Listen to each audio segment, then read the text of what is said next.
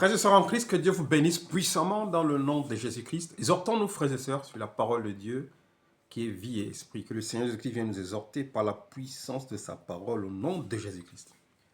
Frères et sœurs, exhortons-nous sur comment devenir, pas sur comment même, oui, sur comment devenir des hommes et des femmes spirituels. Frères et sœurs, Dieu veut que nous soyons une église spirituelle, des hommes et des femmes matures spirituellement, qui sont faits par la parole de Dieu, et les hommes et les femmes qui vivent la puissance de Dieu. Frères et sœurs, dans le monde, quand nous voyons ceux qui vont dans la sorcellerie, dans les sectes, des pratiques occultes, ils progressent, ils deviennent des grands maîtres. Ils deviennent des grands hommes dans le cultisme, dans le satanisme, via les sacrifices, via tout ce qu'ils font de mal, mais ils progressent. Mais nous constatons que dans la maison de Dieu, l'église de Dieu, le peuple de Dieu ne progresse pas spirituellement. Beaucoup sont statu quo, sont restés ou veulent rester là où ils ont été appelés, ils sont restés là. La volonté de Dieu, c'est que nous progressions en Christ Jésus. L'apôtre Paul a répété cela dans beaucoup de ses messages. Progression dans la foi, progression spirituellement. La volonté de Dieu n'est pas que nous ayons un statu quo. Quand nous voyons les hommes obscurs, tu les vois, tu sens que c'est des hommes pleins, remplis des œuvres des ténèbres. Mais quand on voit les enfants de Dieu, on ne voit pas en eux la puissance de l'esprit. Et c'est dommage.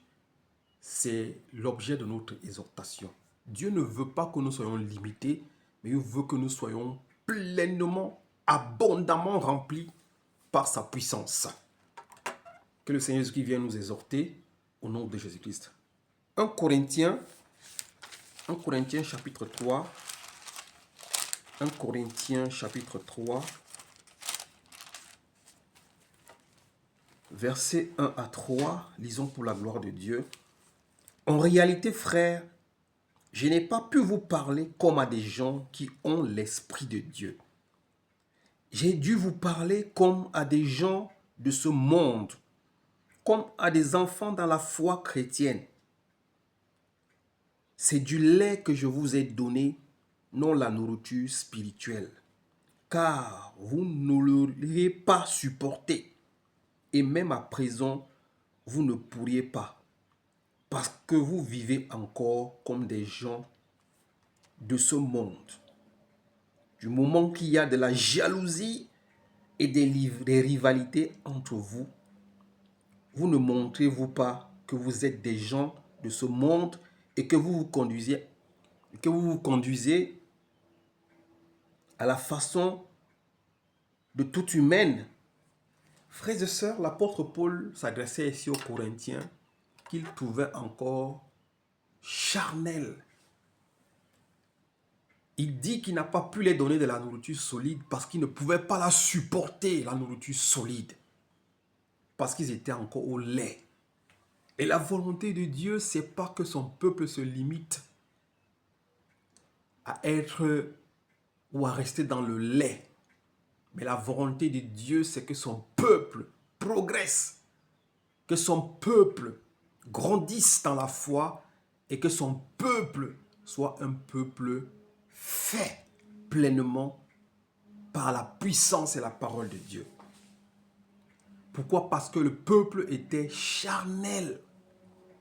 Il y a beaucoup d'œuvres de chair dans la vie de beaucoup des hommes, beaucoup de chrétiens. Les œuvres charnelles qui se manifestent via les querelles, les disputes, beaucoup de mauvaises choses, ce qui limite beaucoup d'hommes à devenir des hommes matures. Moïse, à l'exemple de Moïse, était un homme spirituel plein. Moïse n'avait pas le temps de se quereller avec ses frères et sœurs. Malgré les insultes, malgré les refus, malgré les rejets, Moïse ne se querellait jamais parce qu'il était un homme spirituel. Quand il ouvrait sa bouche, c'est l'ainsi dit l'Éternel qui sortait. Quand il ouvrait sa bouche, il y a le feu qui sortait de sa bouche.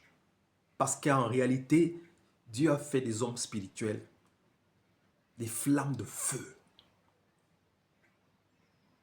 Mais nous voyons dans le monde, les enfants de Dieu sont encore tellement charnels. Pourquoi? Parce qu'ils n'ont pas reçu la bonne nourriture spirituelle, la nourriture qu'il faut pour les adultes. Ils sont encore dans le lait. Jean chapitre 1. Jean chapitre 1. Frères et sœurs, fortifions-nous dans le livre de Jean chapitre 1. Frères et sœurs, devenons des hommes et des femmes spirituels pour vivre la puissance de Dieu. Afin que le monde des ténèbres, via nous l'Église, voie la gloire et la puissance de notre Seigneur et Sauveur Jésus-Christ. Jean chapitre 1, versets 12 à 13. Jean chapitre 1, que Dieu soit loué. Jean chapitre 1, versets 12 à 13.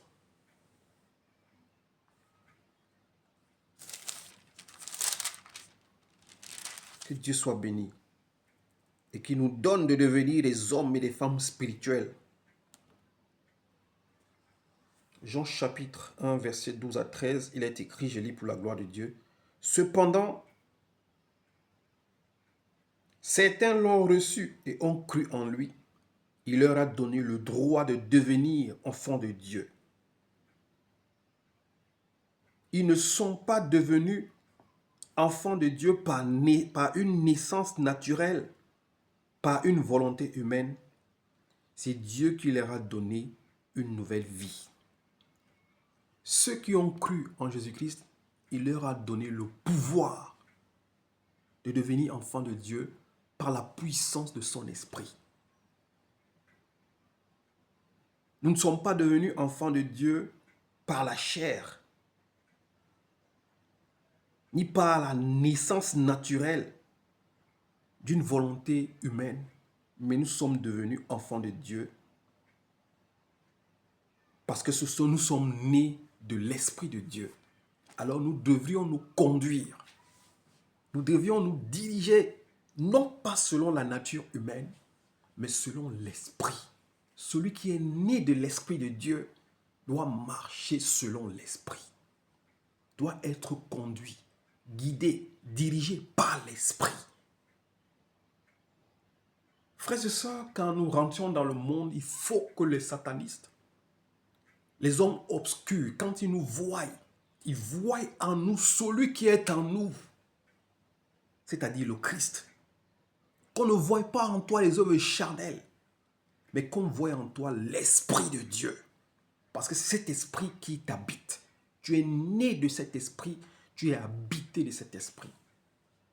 Alors suivront la manifestation de l'esprit qui est en toi. C'est la volonté de Dieu que nous grandissions, que nous progressions, que nous marchions dans la puissance de Dieu. Frères et sœurs, que le Seigneur Jésus-Christ lui-même nous vienne en aide.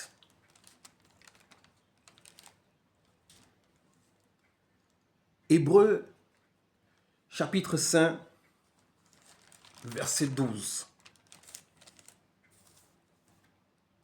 Il est écrit, je paragraphe, « Vous qui devrez être depuis longtemps des maîtres, vous êtes encore au lait, parce que vous ne supportez pas la nourriture solide. » Je vous laisse lire Hébreux 5, verset 12 à 14. Nous qui devrions être des maîtres spirituels, nous sommes encore au lait. Parce que nous ne sommes pas capables de manger la nourriture solide qui est la parole de Dieu. Et cela est dommage parce que depuis que nous avons reçu la parole, cette parole n'a pas produit des fruits dignes de l'esprit en nous. Cette parole n'a pas germé dans les bonnes terres. Cette parole n'éclore pas. Beaucoup d'entre nous étouffons la parole. Pourquoi? Parce que nous ne marchions pas selon la volonté et la parole de Dieu. Frère, il faut que tu donnes des fruits. En donnant des fruits, c'est la gloire que nous rendons à Dieu. Et Dieu nous en donne encore plus via ce que nous produisons comme fruits. Dieu veut que nous soyons des arbres sur lesquels les oiseaux du ciel vont venir se poser et vont trouver leur nourriture. Ne restons pas au lait, mais mangeons la nourriture solide afin d'être des hommes spirituels qui vont faire trembler le monde des ténèbres par la puissance et la parole de Dieu. 1 Corinthiens chapitre 2. Retournons dans 1 Corinthiens. 1 Corinthiens chapitre 2.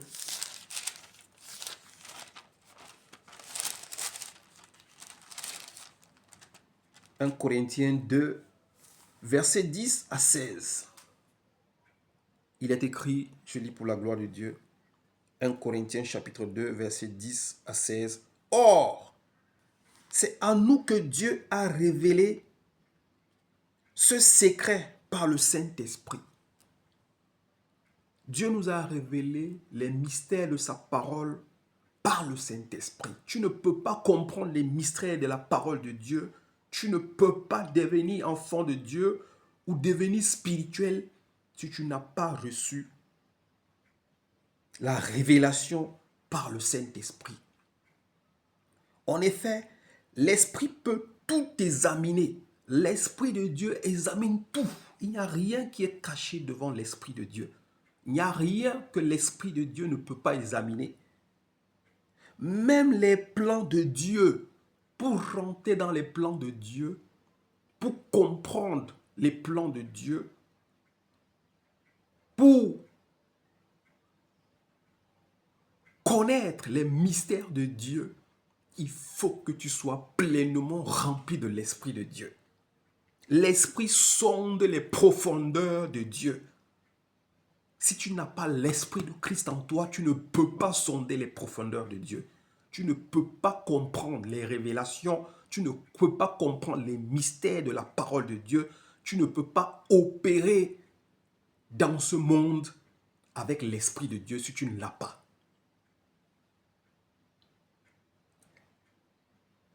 Même les plans de Dieu les plus profondément cachés, dans le cas d'un homme, seul son propre esprit connaît les pensées qui sont en lui.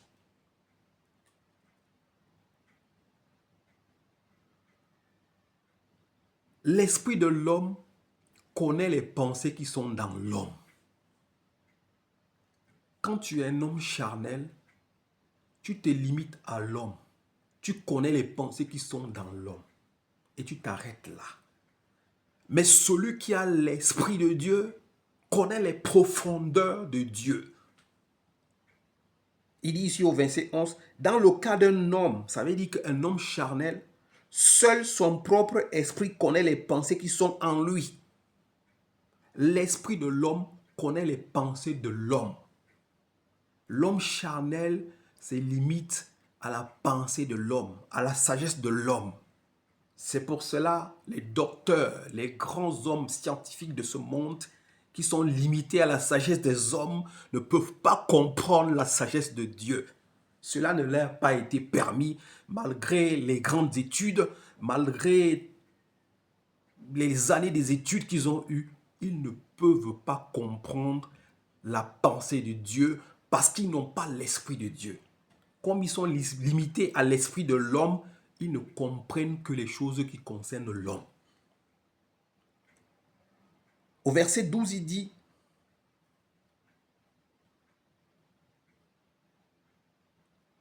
de même, seul l'Esprit de Dieu connaît les pensées de Dieu. Celui qui a l'Esprit de Dieu connaît les pensées de Dieu. C'est pour cela que Proverbe nous rappelle de rechercher la sagesse.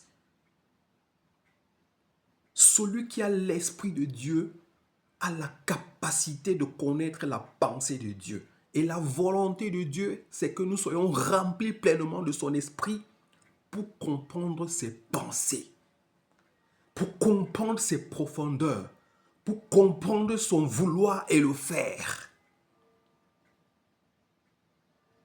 Il dit au verset 12, nous n'avons pas reçu, nous, l'esprit de ce monde, mais nous avons reçu l'esprit qui vient de Dieu. Il y a un esprit dans ce monde que les hommes sages de ce monde ont reçu. Nous ne l'avions pas reçu. Mais nous avions reçu l'esprit de Dieu. L'esprit qui opère dans le spirituel. L'esprit qui comprend le spirituel. L'esprit qui voit des choses spirituelles. L'esprit qui parle selon la volonté de Dieu. Car c'est poussé par l'esprit de Dieu que les hommes ont parlé de la part de Dieu.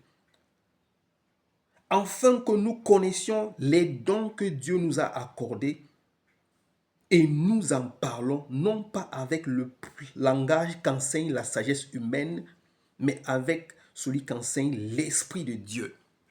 Un homme spirituel ne parle pas avec un langage d'homme, un langage charnel, mais un homme spirituel a un langage spirituel qui lui est donné par l'Esprit de Dieu.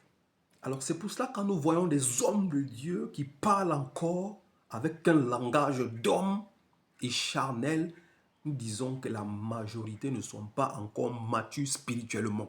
Un homme de Dieu, un enfant de Dieu doit employer un langage spirituel pour des choses spirituelles et non un langage humain. Des hommes qui passent le temps à se quereller, à se disputer, ne sont pas totalement affermis par l'Esprit de Dieu. Je continue, il dit, l'homme qui ne compte que sur ses facultés naturelles est incapable d'accueillir les vérités communiquées par l'Esprit de Dieu. L'homme qui n'a que les capacités, les facultés naturelles d'un homme est incapable d'accueillir les vérités communiquées par l'Esprit de Dieu. Un homme qui n'a que sa faculté humaine, son intelligence humaine, ne peut pas comprendre la pensée, la volonté, l'ainsi dit l'Éternel, parce qu'il est limité aux facultés charnelles d'un homme charnel. C'est pour cela, c'est une folie pour lui, la parole de Dieu qui est une puissance, une arme efficace qui agit puissamment dans la vie de ses enfants. Elles sont une folie pour lui et lui est impossible de les comprendre car on ne peut juger que par l'esprit. L'homme qui a l'esprit de Dieu peut juger tout, mais personne ne peut le juger. Celui qui est spirituel, il a l'esprit de Dieu, il a la capacité de juger toutes choses et personne ne peut le juger car il ne juge pas selon son esprit charnel, mais il juge selon l'esprit de Dieu qui est en lui. Frères et sœurs, devenons spirituels. C'est nous qui allons juger le monde. La parole de Dieu le dit, c'est nous qui allons juger le monde par la puissance de Dieu. À partir de maintenant sur terre, commençons à régner comme des maîtres. Comme des dieux, la parole de Dieu. Vous êtes des dieux, mais alors vous mourrez comme des simples princes. Frères et sœurs, progression pour être des hommes spirituels faits, qui sont pleins de la parole de Dieu. Que Dieu soit loué pour sa parole. Qui connaît les pensées du Seigneur? Qui peut lui donner des conseils? Mais nous avons la pensée de Christ. Marchons selon la pensée de Christ. Parlons selon la pensée du Christ. Agissons selon la pensée de Christ. Prions selon la pensée du Christ. Manifestons la puissance de Dieu selon la pensée du Christ. Glorifions le Seigneur Dieu par la pensée du Christ et vivons selon la pensée du Christ. Frères et sœurs, si vous voulez, je peux lire le livre de Hébreux, chapitre 5, 12 à 13, pour Hébreux 5, 12 à 13, pour qu'on soit clair dans ce que je voulais dire. Hébreux 12, 5, 13, il est écrit, 12 à 14, pardon, il est écrit 5, 12, 14. Je vais quand même le lire très vite là, pour être dans le bon contexte, il est écrit en Hébreux 5:12, « Il s'est passé suffisamment de temps pour que vous deveniez des maîtres. » Frères et sœurs, on a reçu beaucoup d'enseignements pour que nous soyons des maîtres aujourd'hui, que nous soyons des hommes spirituels faits par la parole de Dieu. Il s'est passé suffisamment de temps pour que vous deveniez des maîtres. Et pourtant, vous avez encore besoin qu'on vous enseigne les premiers éléments du message de Dieu. Vous avez encore besoin du lait au lieu de la nourriture solide. Celui qui se contente de lait n'est qu'un enfant. Il n'a aucune expérience au sujet de ce qui est juste. Par contre, la nourriture solide est destinée aux adultes qui, par la pratique, ont les sens habitués à distinguer le bien et le mal. Frère, ne nous limitons pas à rester dans le lait spirituel, mais progressons pour manger la nourriture solide afin de connaître le bien et le mal et d'agir puissamment selon la volonté de Dieu au nom de Jésus-Christ, par la puissance qu'il nous a donnée par sa vertu. Finissons ce message dans le livre de Colossiens, frères et sœurs, pour finir ce message. Que Dieu soit loué pour sa parole, pour sa volonté qu'il veut que nous soyons des hommes et des femmes spirituels. Colossiens chapitre 3, du verset 1 à 16, il est écrit « Vous avez été ramenés de la mort à la vie de Christ. » Nous sommes sortis de la mort pour vivre la vie de Christ maintenant. Celui qui est en nous, c'est le Christ. Et nous, si nous vivons aujourd'hui, c'est pour le Christ, ce n'est plus pour nous. Vous avez été ramenés de la mort à la vie avec le Christ. Alors, recherchez les choses qui sont en haut. Voilà, si tu veux être un homme spirituel, fais pleinement et abondamment. Recherche les choses d'en haut.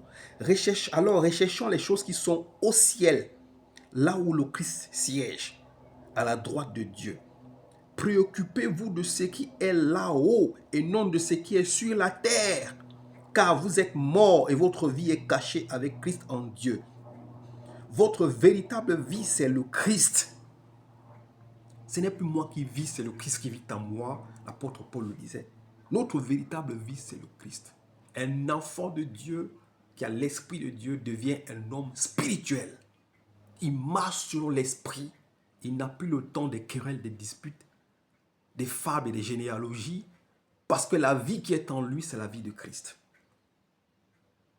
Car vous êtes morts et votre vie est cachée avec le Christ en Dieu. Votre véritable vie, c'est le Christ, et quand il apparaîtra alors, vous paraîtrez aussi avec lui, en participant à sa gloire. Faites donc mourir tout ce qui est terrestre. Voilà des choses qui empêchent les enfants de Dieu à devenir spirituels, à devenir matures, à manger la nourriture solide. Faites donc mourir tout ce qui est terrestre en vous, l'immoralité, l'impureté, les passions, les mauvais désirs, l'avarice, car l'avarice c'est l'idolâtrie. Ce sont de telles fautes qui attirent la colère de Dieu sur ceux qui s'opposent à lui. Voilà comment vous vous conduisiez autrefois quand votre vie était dominée par ces péchés. Étant pécheur, tu vivais dans l'impudicité, l'impureté, les passions, l'avarice, les mauvaises choses d'idolâtrie. Mais maintenant en Christ, tu deviens un homme spirituel. Tu dois marcher selon l'esprit. Mais maintenant, rejetez tout cela, la colère. Un homme de Dieu qui est encore, ou un enfant de Dieu qui est encore colérique, n'a pas encore l'esprit de Dieu. La Bible déclare que Moïse était un homme patient. Il n'y a pas eu un homme sur terre qui était patient comme Moïse. C'est l'exemple du chrétien parfait. La patience. Maintenant, rejetez tout cela, la colère, l'irritation et la méchanceté. Qu'aucune insulte, les hommes de Dieu, les enfants de Dieu qui insultent les gens, passent le temps à s'insulter sur Internet, en ligne. Ils font les débats, des concurrences, de la connaissance, de la foi. La méchanceté, qu'aucune insulte ou parole grossière ne sorte de votre bouche. Ne vous mentez pas les uns les autres, car vous avez abandonné votre vieille nature avec ses habitudes et vous vous êtes revêtus de la nature et vous êtes revêtus de la nouvelle nature. Vous êtes des êtres nouveaux que Dieu, notre Créateur, renouvelle continuellement à son image pour que vous le connaissiez parfaitement. Il n'importe donc plus que l'on soit non-juif ou juif, circoncis ou incirconcis, non-civilisé, primitif, esclave ou homme libre. Ce qui compte, c'est le Christ qui est tout en tout. Vous faites partie du peuple de Dieu. Dieu vous a choisi et il vous a aimé. C'est pourquoi vous devez vous revêtir d'affectueuse bonté, de bienveillance, d'humilité, de douceur et de patience. Supportez-vous les uns les autres. Supportez-vous les uns les autres. Et si l'un de vous a une raison de se plaindre d'un autre, pardonnez-vous réciproquement. Voilà par où on peut voir un homme qui est affranchi spirituellement. Pardonnez-vous réciproquement, tout comme le Seigneur vous a pardonné. Et par-dessus tout, mettez l'amour, ce lien qui vous permettra d'être parfaitement unis. Que la paix du Christ règne dans vos cœurs. C'est en effet à cette paix que Dieu vous a appelé. En tant que membre d'un seul corps, soyez reconnaissants. Que la parole du Christ, avec toute sa richesse, habite en vous. Instruisez-vous et avertissez-vous les uns les autres avec une pleine sagesse. Chantez à Dieu de tout votre cœur et avec reconnaissance des psaumes. Que la parole de Dieu soit abondante dans nos vies. Chantez avec l'esprit et reconnaissance des psaumes, des hymnes et des cantiques inspirés par l'esprit. Frères et sœurs, soyons inspirés, conduits par la puissance de l'Esprit de Dieu. Ne soyons plus des hommes charnels qui passent le temps à se quereller, à s'insulter, à médire, à calomnier, à mal parler les uns des autres. Mais soyons des hommes qui abondent dans la parole de Dieu, qui se pardonnent, qui se fortifient les uns les autres. Et vivons selon l'Esprit de Dieu. Soyons des hommes spirituels. Que Dieu vous bénisse au nom de Jésus-Christ. Amen.